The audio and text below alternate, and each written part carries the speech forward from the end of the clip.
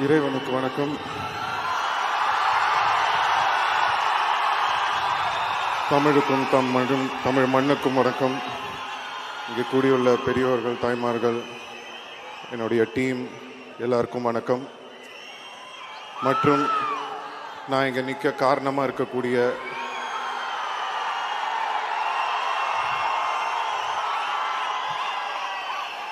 என் ரத்தமான ரசிகர்களுக்கு வணக்கம்.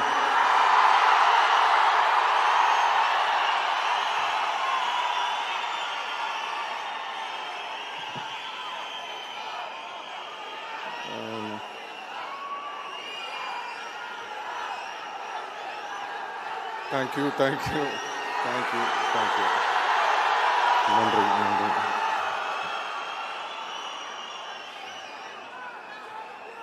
Love you, ma. Love you. Thank you. First, Madras Talkies அவர்களுக்கு என்னுடைய நன்றியை தெரிவிச்சுக்கிறேன்.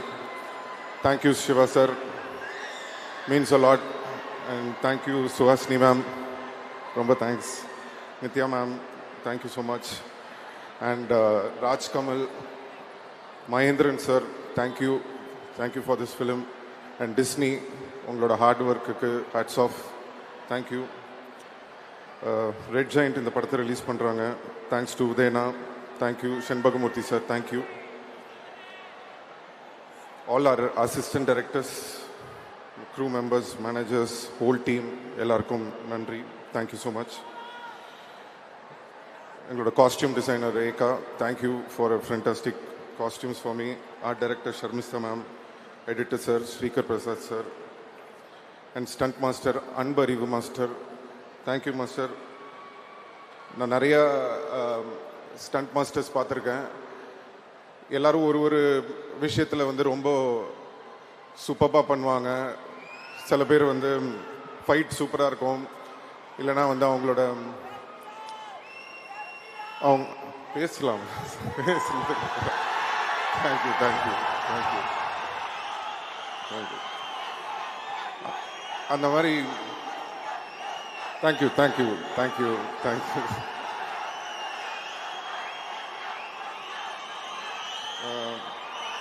ஸோ எல்லா மாஸ்டர்ஸ்கிட்டையும் ஒரு தனித்தனியாக ஒரு விஷயம் பார்ப்போம். அது எல்லாமே சேர்ந்து ஒரு மாஸ்டர்ஸ் கிட்ட நான் பார்த்தது அன்பறிவு மாஸ்டர் கிட்ட தான். Thank you master. ஃபஸ்ட் டைம் நான் உங்களோட ஒர்க் பண்ணுறேன். ரொம்ப நல்லா இருந்தது எக்ஸ்பீரியன்ஸ். எங்கள் DOP Ravi K sir, thank you so much sir. என்னை மட்டும் அழகாக காட்டல, எல்லாரையுமே அழகாக காட்டியிருக்கீங்க. படம் ரொம்ப இன்டர்நேஷ்னலாக இருக்குன்னு எல்லாரும் சொல்கிறாங்க.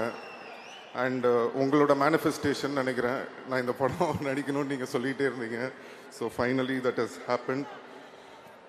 And thanks to all my co-stars, Sania Vaiyapuri அண்ணன், அலி ஃபசல், சின்னி ஜெயந்த்னு, வடிவுக்கரசி அம்மா, சஞ்சனா, அண்ட் அருண் சிதம்பரம்.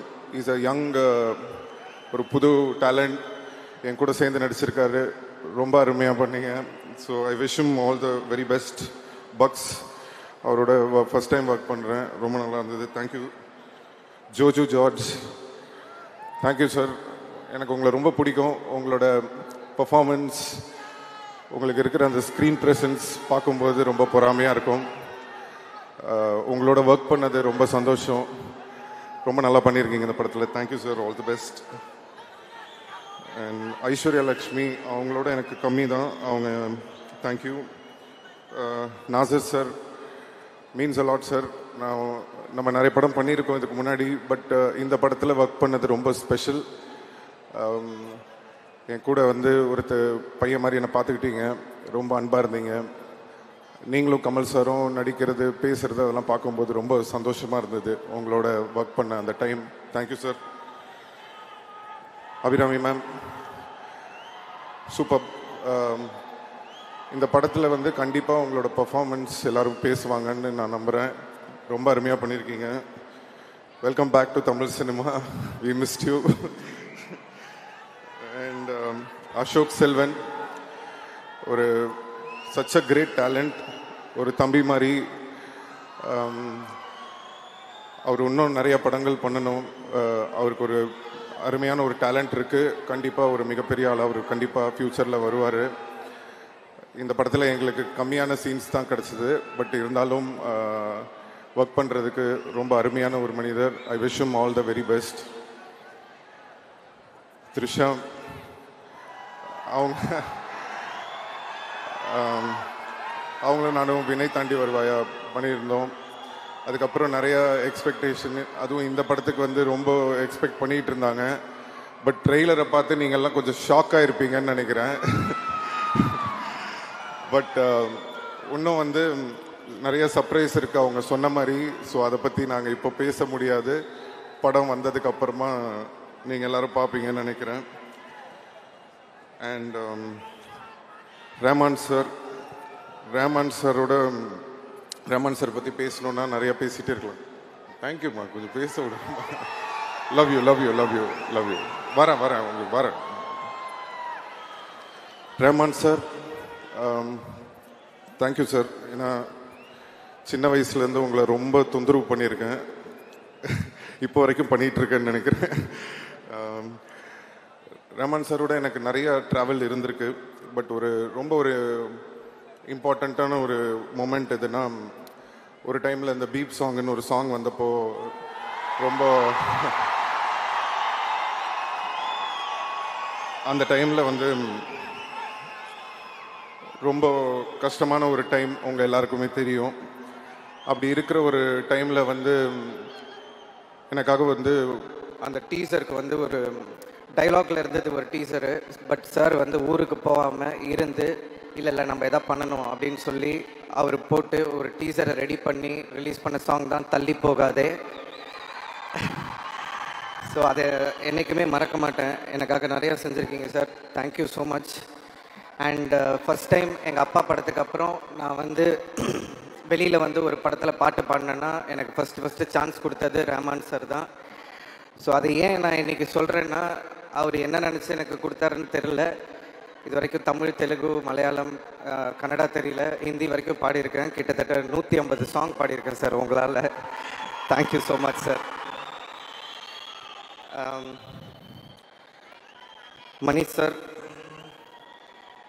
மணி சாரை பற்றி சொல்லணுன்னா, அவங்க யாருக்கும் தெரியாத ஒரு விஷயம் இருக்குது. அது என்னென்னா, அஞ்சலின்னு ஒரு படம் எடுத்தார் மணி சார். அந்த அஞ்சலி படத்தில் வந்து ஒரு படம் ஃபுல்லாகவே சின்ன பசங்களாம் நடிச்சிருப்பாங்க. அப்போ வந்து அந்த அஞ்சலி பாப்பாவோட பிரதராக வந்து ஒரு சின்ன பையன், தெலுங்கு ஆக்டர் அவர் வந்து சார் வந்து மணி சார் வந்து காஸ்ட் பண்ணியிருப்பார். அப்போ நான் அந்த படம் பார்த்துட்டு ஓன்னு அழுவ ஆரம்பிச்சிட்டேன். வீட்டில் எங்கள் அப்பா கிட்ட, ஏன் என்னை மணி சார் இந்த படத்துக்கு கூப்பிடல, நானும் இதே வயசு தானே, நான் இங்கே தானே நடிச்சிட்ருக்கேன், ஏன் அவர் என்னை கூப்பிடல அப்படின்னு சொன்னேன். இல்லைப்பா, அது படத்துக்கு ஏற்ற மாதிரி இருந்திருக்கும், மேபி வேறு ஏதாவது ரீசன் இருந்திருக்கும் அப்படின்னு சொல்லி நான் சின்ன பையன்றதுனால என்னை ஆறுதல் படுத்தினாங்க. அப்போ நான் நினச்சேன், சரி இவர் நம்மளை கூப்பிடவே மாட்டார் போல் இருக்கு, இவருக்கும் நம்மளுக்கும் செட்டே ஆகாது அப்படின்னு நினச்சிட்டு இருந்தேன். ஏன்னா நான் வளர்ந்ததுக்கப்புறம் நடித்த படங்கள்லாம் உங்களுக்கு தெரியும், எல்லாம் மசாலா படம் தான் நம்ம பண்ணது பூராவே.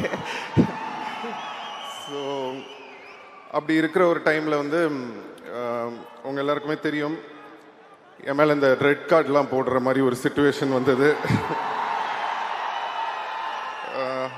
அந்த ஒரு டைமில் வந்து நிறைய ப்ரொடியூசர்ஸ் எல்லாருமே பயந்தாங்க, இவரை வச்சு படம் பண்ணணுமா, எதுக்கு, தேவையா, ஏதாவது பிரச்சனை வந்துட போகுது அப்படின்னு. அந்த நேரத்தில் படம் இல்லை, டைரக்டர்ஸ் யாருமே என்கிட்ட வரல. அப்போது ஒரு ஃபோன் கால் வருது மெட்ராஸ் டாக்கீஸ்லேருந்து, இந்த மாதிரி மணி சார் உங்களை மீட் பண்ணணுன்னு சொல்கிறாரு அப்படின்னு. எனக்கு வந்து உண்மையிலேயே மணி சார் தான் கூப்பிட்றாங்களா, இல்லை இவங்க ஏதாவது நம்மளை கூப்பிட்டு காமெடி பண்ணுறாங்களா அப்படின்னு சொல்லிட்டு எனக்கு ஒரு சின்ன டவுட்டாகவே இருந்தது. போனதுக்கப்புறம் மணி சாரை பார்த்துட்டு சார்கிட்ட கேட்டேன், சார் உண்மையிலேயே நீங்கள் தான் கூப்பிட்டீங்களா, இல்லை இவங்களாம் என்னை கூப்பிட்டுட்டாங்களான்னு. இல்லை நான் தான் கூப்பிட்டேன்னு சொன்னார். எனக்கு என்னென்னா, அந்த நேரத்தில் யாருமே என்னை வச்சு படம் பண்ணுறதுக்கு எல்லாருமே பயப்படும் போது, பயப்படாமல் தைரியமாக இந்த பையனை நம்பி நம்ம இந்த படத்தில் எடுக்கலான்னு ஒரு நம்பிக்கை வச்சு என்னை கூப்பிட்டீங்களே சார், என்றைக்கும் மறக்க மாட்டேன் நான் Mani sir. Thank you so much sir.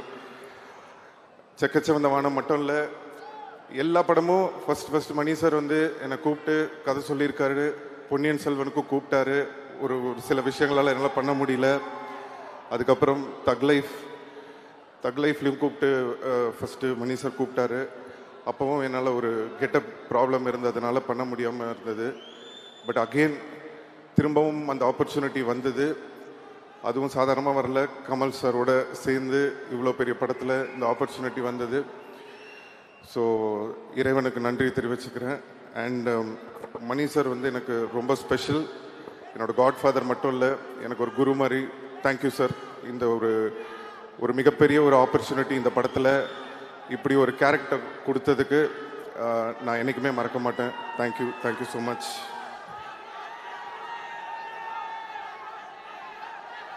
தேங்க்யூம்மா. பேசுகிறேன் அப்படி.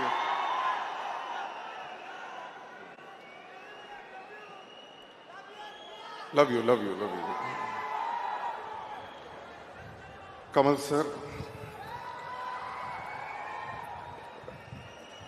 சார் பற்றி பேசணுன்னா நிறைய பேசிகிட்டே இருக்கலாம்.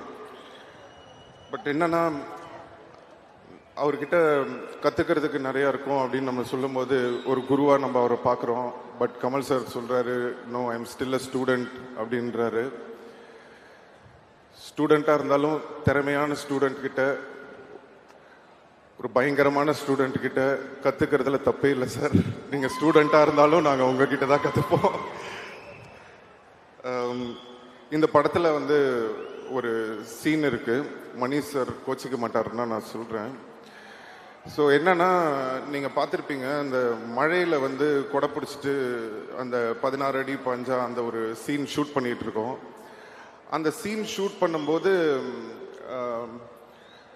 மணி சார் வந்து என்கிட்ட சொல்கிறாரு, இந்த மாதிரி ஒரு டைலாக் இருக்குது, இது இப்படி பேசிடுங்கன்னு. அது என்னன்னா, நான் வந்து கமல் சார் மாதிரி அவர் வாய்ஸில் அவரை இமிட்டேட் பண்ணி பேசணும். ஸோ எனக்கு என்னென்னா, சரி ஓகே, பட் கமல் சார் பக்கத்தில் இருக்காரு, அவரை வச்சுக்கிட்டு எப்படா நம்ம அவரை மாதிரி பேசுறது, இவர் வேற இப்படி சொல்கிறாருன்னு சொல்லிட்டு சரி சார் சொல்லிட்டு டேக்கு போயிட்டாரு சார். போனதுக்கப்புறம் நாங்கள் நின்றுட்டுருக்கேன். ஆக்ஷன் அப்படின்னா இந்த மாதிரி அப்படின்னு டைலாக் பேசாமல் ஒரு மாதிரி மஃபில்டாக பண்ணிட்டேன். அங்கேருந்து மணி சார் ஏய் சிம்பு அப்படின்ட்டு கத்திட்டு ஓடி வர்றாரு. ஐயோ மாட்டி விட போகிறாரு போல் இருக்கு அப்படின்ட்டு இப்படி யோசிச்சுட்டு இருக்கேன். கிட்ட வந்துட்டு ஏன் பேச மாட்டேங்கிற டைலாக்ன்றது. சார் இல்லை சார், டப்பிங்கில் பார்த்துக்கலாம் சார். எப்படி சார் கமல் சார் முன்னாடி வர மாதிரி அதெல்லாம் இல்லை, நீ பேசுன்னு சொல்லி நேராக போய் கமல் சார் கிட்ட சொல்லிட்டாரு. அவர் வேற என்ன பார்க்குறாரு, சரி என்னடா இது இவர் முன்னாடி இப்படி பண்ண சொல்கிறாருன்னு. அப்புறம் கமல் சார் வந்து நீங்கள் நம்ப மாட்டீங்க, இப்படி பண்ணுங்கன்னு அவர் எனக்கு சொல்லி கொடுத்தாரு. அதுக்கப்புறம் அந்த மாதிரி பண்ணேன். ஒரு டாஷுமா நான் போடா அப்படின்னு சொல்லி அந்த டைலாக் வரும். ஸோ அதை நீங்கள் படத்தில் பார்க்கும்போது ரொம்ப என்ஜாய் பண்ணுவீங்கன்னு நினைக்கிறேன்.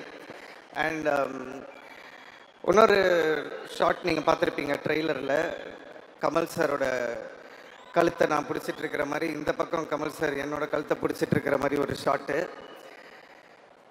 நம்மளுக்கு சாதாரணமாகவே சாரோட நடிக்கணும்னா ஒரு சின்ன டென்ஷன் இருக்கும். இதில் இந்த மாதிரி வேற ஒரு ஷாட் வச்சிட்டாரு மணி சார். ஸோ என்னடா பண்ணுறதுன்னு ஒன்றுமே புரியல. சரி ஓகே பண்ணி தான் ஆகணும் அப்படின்னு சொல்லிட்டு நின்றுட்டுருக்கேன். இப்போ ஃபர்ஸ்ட் டேக் ரெடி ஆகிடுச்சு ஷாட்டுக்கு. கமல் சார் கிட்ட கேட்டேன், சார் இந்த மாதிரி இப்படி பிடிப்பேன் ஓகே தானே சார்னா அவர் அதெல்லாம் ஒன்றும் பிரச்சனை இல்லை அப்படின்ட்டாரு. சரி ஓகே ரெடி அப்படின்னு சொல்லிட்டு ஆக்ஷன் அப்படின்ட்டாரு. நான் அப்படி டக்குன்னு அப்படி பிடிக்கிறேன்.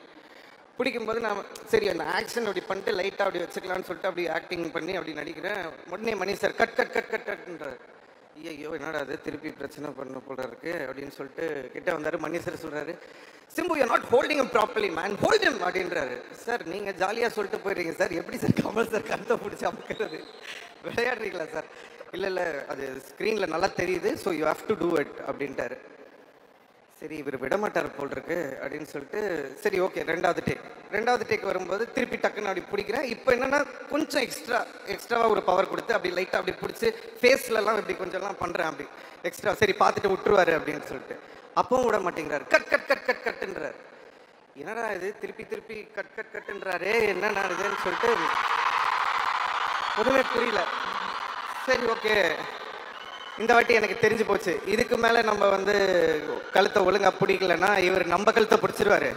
ஸோ அதனால இந்த டேக்கை பிடிச்சிருவான்னு சொல்லிட்டு கமல் சார் கிட்ட கூட சார் கொஞ்சம் அப்படி ஃபாஸ்ட்டாக பிடிப்பேன் சார், ஒன்றும் பிரச்சனை இல்லை சார் அப்படின்னா கமல் சார் பரவாயில்ல நீங்கள் பண்ணுங்க அப்படின்ட்டாரு.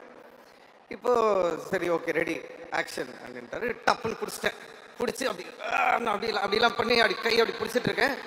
இப்போ என்னன்னா திடீர்னு கமல் சார் பயங்கரமாக ரியாக்ஷன் கொடுக்குறாரு. என்னடா இது ஒருவேளை நம்ம உண்மையிலே அமுக்கிட்டோமா, அதனால தான் சார் இப்படி ரியாக்ட் பண்ணுறாரா இல்லை உண்மையிலே பர்ஃபார்மன்ஸ் தான் பண்ணுறாருன்னு எனக்கு புரியல. அவர் ஒன்று இப்படி ஏதோ ஒன்று பண்ணுறாரு. எனக்கா ஐயோ இப்போ விட்டோன்னா மணி சார் திருப்பி ஒன்மோர் கேட்பாரு. இப்போ உண்மையிலே அமுக்கணுன்னா கமல் சார் கோச்சிப்பாரு. என்னடா பண்ணுறதுன்னு 1 செகண்ட் ஒன்றுமே புரியல. அதுக்கப்புறம் அப்படியே கொஞ்சம் லைட்டாக அப்படி இது பண்ணி முடிச்சதுக்கப்புறமா அந்த சீன் ரொம்ப நல்லா வந்தது. சாரி கமல் சார், கொஞ்சம் உங்களை அப்படி பிடிச்சிட்டே நினைக்கிறேன், மன்னிச்சிருங்க. எல்லா காரணமும் மணி சார் தான். So love you. And Kamal சாரோட ஒர்க் பண்ண இந்த ஜேர்னி ஒரு அருமையான ஜேர்னி. நிறையா கற்றுக்க முடிஞ்சது. பொதுவாக வந்து நான் படங்கள் ஷூட்டிங் போகும்போது புது ஆக்டர்ஸ் இல்லை புதுசான யாராவது வந்திருக்காங்க அப்படின்னா அவங்க வந்து நம்ம கூட டான்ஸ் ஆடும்போதோ இல்லை பெர்ஃபார்ம் பண்ணும்போதோ ஒரு விஷயம் சொல்லுவாங்க. உங்களோட பெர்ஃபார்ம் பண்ணும்போது கொஞ்சம் பயமாக இருக்குது அப்படின்ற மாதிரி, கொஞ்சம் நர்வஸாக இருக்குது அப்படின்ற மாதிரிலாம் சொல்லுவாங்க. அப்போ நான் நினைப்பேன், ஒரு வேளை சும்மா நம்மளுக்காக சொல்கிறாங்க போல் இருக்குது நர்வஸாக இருக்குது அப்படின்லாம். அப்படின்னு பார்த்தா ஃபஸ்ட் டைம் நான் வந்து கமல் சாரோட போய் நடிக்கும்போது இத்தனை நாளாக அவங்க எல்லாம் என்ன சொன்னாங்கன்றது எனக்கு அப்போ தான் புரிஞ்சுது. அப்படியே நெஞ்செல்லாம் படப்படன்னு ஆயிடுச்சு.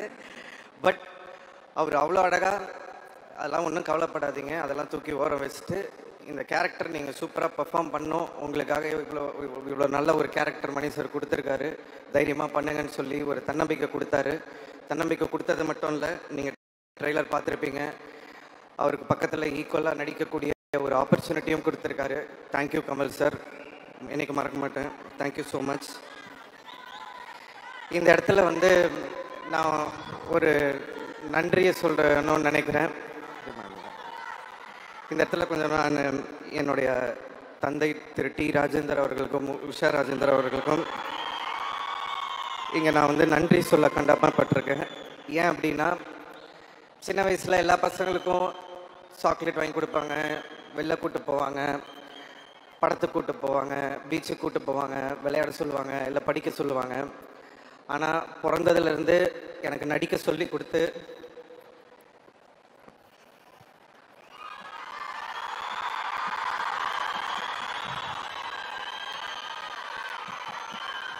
பிறந்ததுலேருந்து எனக்கு நடிக்க சொல்லி கொடுத்து அப்போ வந்து எனக்கு ரொம்ப கஷ்டமாக இருக்கும். என்னடா இவங்க நம்மளை வந்து ரொம்ப கஷ்டப்படுத்துகிறாங்களே. மற்ற பசங்களாம் வந்து ஜாலியாக இருக்கும்போது நம்ம மட்டும் டெய்லி ஒரு பக்கம் ஷூட்டிங்கு, இன்னொரு பக்கம் ஷூட்டிங்கு,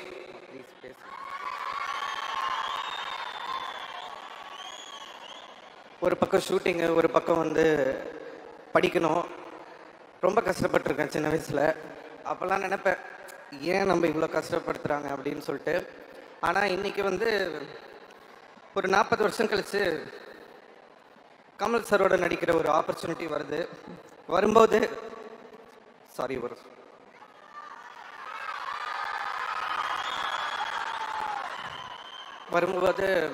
எல்லாரும் சொல்கிறாங்க, சிம்பு வந்து சின்ன வயசுலேருந்தே ரொம்ப இந்த சினிமாவில் வந்து அவருக்கு பாடத் தெரியும், ஆடத் தெரியும் எல்லாமே சொல்லும்போது அதுக்கு எல்லாமே காரணம் என்னோட அப்பா அம்மா, அவங்க தான். தேங்க்யூ அம்மா, தேங்க்யூப்பா.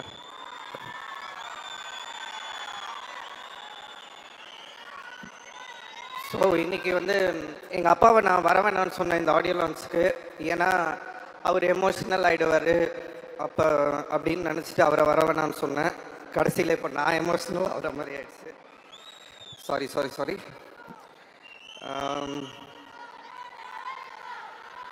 So thank you Kamal sir. இந்த படத்தில் வந்து பார்த்தீங்கன்னா ஒரு டைலாக் இருக்குது, இனிமேல் இங்கே நான் தான் ரங்கராய சக்திவேல்னு. அந்த டைலாக் வந்ததுக்கு அப்புறமா சோஷியல் மீடியாவில் எல்லா இடத்துலையும் வந்து நான் ஒரு விஷயம் பார்க்குறேன். கமல் சாருக்கு அப்புறம் இவர் தான் அந்த இடத்த பிடிக்க போகிறாரு, ஸோ கமல் சார் வந்து இவருக்கு அந்த இடத்த வந்து இது பண்ணியிருக்காரு அப்படின்லாம் சொல்கிறீங்க. நான் வந்து ஒன்று சொல்லணும்னு ஆசைப்பட்றேன். தேவர் மகன் ஒரு படம் இருக்குது. அந்த தேவர் மகன் படத்தில் வந்து சிவாஜி சாரும் கமல் சாரும் நடிச்சிருப்பாங்க. அப்போது சிவாஜி சார் கூட கமல் சார் நடித்ததுனால it doesn't mean Sivaji sir இடத்துல போய் கமல் சார் உட்காந்துக்கிட்டாருன்னு அர்த்தம் கிடையாது. ஃபஸ்ட்டு அதை நம்ம புரிஞ்சுக்கணும். அதோட அர்த்தம் என்னென்னா, சிவாஜி கணேசன் சார் அவர் ஒரு மிகப்பெரிய லெஜண்ட். அவர் இடத்த யாராலையும் பிடிக்க முடியாது. அவருக்குன்னு ஒரு இடத்த அவர் வந்து கிரியேட் பண்ணி வச்சிட்டார். ஆனால் அதே மாதிரி கஷ்டப்பட்டு உழைச்சி நடித்து நெட்டையா குட்டையா அழகா அசிங்கமாக விதமான கேரக்டர் நம்ம யோசிச்சு கூட பார்க்க முடியாத அளவுக்கு அவ்வளோ உழைப்பை போட்டு கஷ்டப்பட்டு தான் அவர் அந்த இடத்துக்கு வந்தாரே தவிர சும்மா அப்படி வந்து அவருக்கு அப்புறம் நான் அவர் உட்காரல. அதுதான் நம்ம உலக நாயகன் கமல் சார். ஸோ யாரோட இடமும் யாருக்கும் அப்படி ஈஸியாக கிடச்சிடாது, அதுக்காக உழைக்கணும். ஸோ இந்த படத்தில் வந்து கமல் சாருக்கு வந்து என்ன பண்ணியிருக்காரு அப்படின்னு நான் அந்த டைலாக்கை நான் எப்படி பார்க்குறேன் அப்படின்னு சொன்னால், கமல் சார் ஒரு இன்டர்வியூவில் சொல்லியிருந்தாரு, இன்னுமே வர ஜென்ரேஷனுங்க என் மேலே ஏறிப்போங்க, என் ஷோல்டரில் நீங்கள் நில்லுங்க, என் ஷோல்டர்லேருந்து நான் உங்களை தூக்கி விடுறேன்னு. சார் நான் உங்களை ஒரு ஏணிப்படியாக தான் சார் பார்க்குறேன். அந்த ஏணியாக நீங்கள் இருந்து என்னை ஏறிப்போங்க அப்படின்ற மாதிரி தான் நான் அதை எடுத்துக்கிறேன். உங்கள் மேலே கால் வச்சு உங்களை மிதிச்சு போல சார், உங்களை மதித்து தான் சார் போகிறோம். இப்படி ஒரு பெருந்தன்மை அடுத்த தலைமுறை வரணும் அப்படின்ற அந்த பெருந்தன்மை நிறைய பேருக்கு வராது. we have a lot to learn from you sir. thank you so much sir. நான் இதை வந்து ஸ்டேஜுக்காக சொல்ல, கண்டிப்பாக இதை நான் என்றைக்குமே மறக்க மாட்டேன். அதே மாதிரி நீங்கள் எப்படி மணி சாரும் சரி நீங்களும் சரி இந்த ஒரு ஆப்பர்ச்சுனிட்டி கொடுத்து எனக்கு ஒரு இடம் கொடுத்துருக்கீங்க. உங்களோட பேரை வந்து காப்பாற்றுற மாதிரி நான் மேலும் மேலும் மேலும் உழைச்சி அதுக்கான ஒரு தகுதியான ஒரு பர்சனாக நான் ஃப்யூச்சரில் கண்டிப்பாக வருவேன்றதை உங்களுக்கு நான் இன்றைக்கி சொல்லிக்கிறேன். Thank you sir, thank you. ரசிகர்கள்,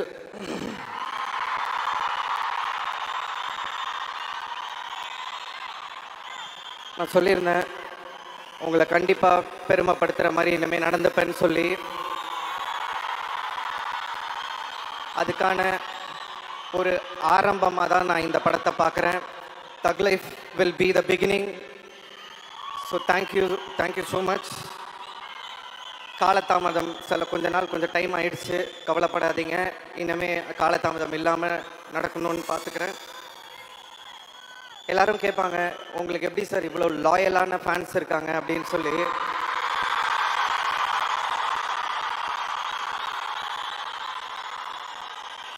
நான் சொல்லுவேன், என்னன்னா ஒரு 10 பேர் இருக்கிற ஒரு இடத்துல யாராவது ஒரு சில 2 பேர் நல்லவங்க இருப்பாங்க. அப்படி ஒரு சில நல்லவங்க இருக்கிறதுனால தான் இந்த உலகம் இன்றைக்கும் இயங்கிக்கிட்டு இருக்கு. அந்த மாதிரி அந்த ஒரு சில நல்லவங்க வந்து என் ரசிகராகவும் இருக்கிற ஒரு ஆப்பர்ச்சுனிட்டி எனக்கு கிடைச்சது.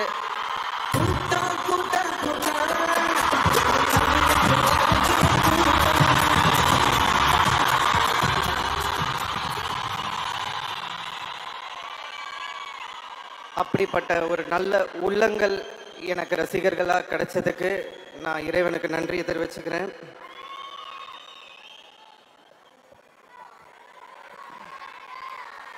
Thank you so much. அண்ட் தக் லைஃப் படத்தை பற்றி நான் பெருசாக பேச வேணான்னு நினைக்கிறேன். கண்டிப்பாக படம் பேசும். ஜூன் 5 ரிலீஸ் ஆகுது. உங்கள் எல்லாருடைய சப்போர்ட்டும் அன்பும் ஆதரவும் இருக்கும்னு நம்புகிறேன். தேங்க்யூ ஸோ மச் எல்லாருக்கும்.